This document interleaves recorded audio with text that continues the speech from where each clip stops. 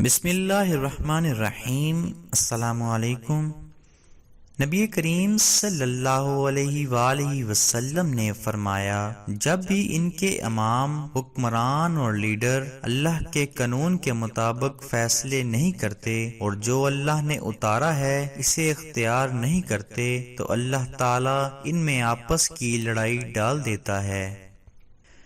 نبی کریم صلی اللہ علیہ وآلہ وسلم نے فرمایا، جس نے جمعہ کے دن غسل کیا اور خوب پاکی حاصل کی اور تیل یا خوشبو استعمال کی، پھر جمعہ کے لیے چلا اور دو آدمیوں کے بیچ میں نہ گھسا اور جتنی اس کی قسمت میں تھی نماز پڑھی، پھر جب امام باہر آیا اور خطبہ شروع کیا تو خاموش ہو گیا، اس کے اس جمعہ سے دوسرے جمعہ تک کے تمام گناہ بخش دیے جائیں گے۔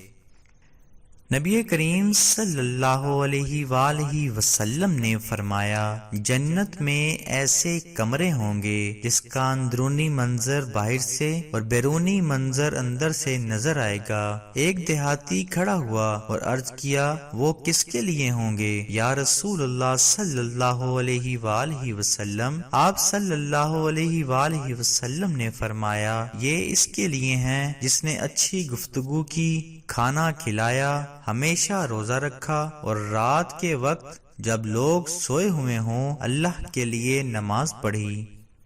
مزید اچھی ویڈیوز کے لیے چینل کو سبسکرائب کرنا نہ بھولیں اور بیل آئیکن پر کلک ضرور کریں۔